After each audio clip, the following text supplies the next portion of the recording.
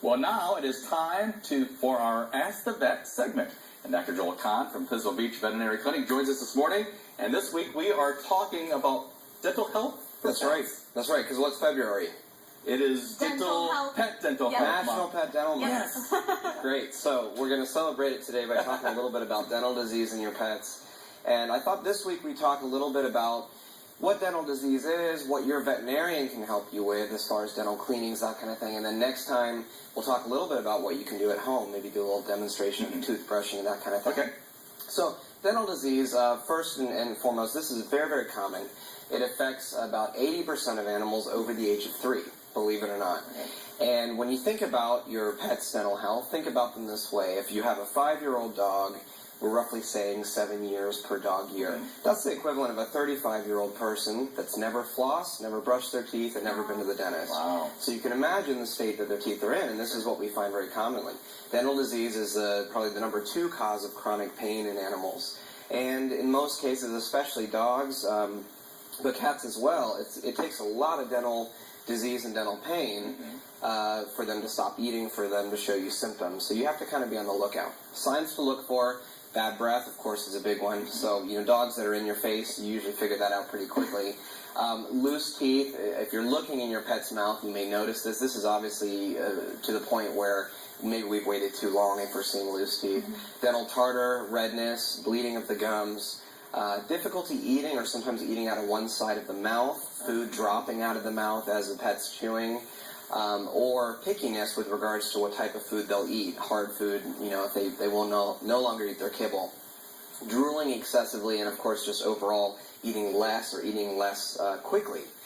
Here's an example of stage 1 dental disease. You can see a little puffiness at the gums, a little bit of a red line right at the tooth, and very mild tartar. Stage 2, we're starting to see the roots show here. This is where we catch a lot of pets. Unfortunately, we'd like to catch them at stage 1. Sure. We've got stage 3 coming up here. A lot more disease. You can see how red and angry the gums are. This tooth is starting to abscess. And then stage 4 is when this tooth is no longer salvageable. Yeah. And unfortunately, all too commonly, this is where we see our pets come in for their dental cleanings. We'd like to get them in at stage 1 or stage 0. Yeah. Like we do. I mean, we're not waiting until stage 1 until we go to the dentist. If we did, none of us would have any teeth in our mouths. So one of the things that we can do as owners is to recognize these symptoms. Look in your pet's mouth every once in a while, be aware of it. Make sure you're going in for your yearly checkup, because that's one of the big things that we can point out to you and kind of help guide you in making those decisions. So then what do we do about it? Well, as veterinarians, we can offer you dental cleanings. And there's a difference between dental cleanings under anesthesia and what are considered anesthesia-free cleanings. The American Veterinary Dental College has actually taken a pretty strong stance against anesthesia-free cleanings, and this is kind of a debated issue. A lot of owners are worried about anesthesia in their pets, and for good reason. Sure.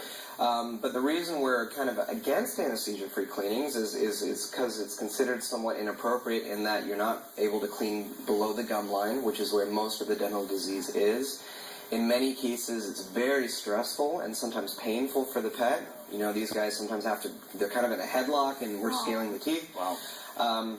And then in many cases, we're not able to polish adequately afterwards. And if you don't polish, it's kind of like sanding before you paint. That tartar's going to stick even better after you've created all those scratches on the tooth. So with an anesthesia, we're creating a pain-free environment, a stress-free environment. And if it's done right, it can be extremely safe. You do pre-anesthetic blood work. You have IV, fluids running in place. We're monitoring blood pressure, heart rate, all those kinds of things, and we're using the latest drugs. So ask your vet about it. Ask for a tour of the facility, that's really what we recommend.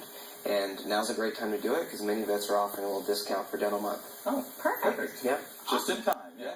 Yeah, thanks for all the knowledge. There's so much that goes along with that, and we want to make sure our pets are nice and healthy. Yeah, You're welcome. Conn. And if you have a question about your pet's health, email it to askthevet@kcoi.com. And stay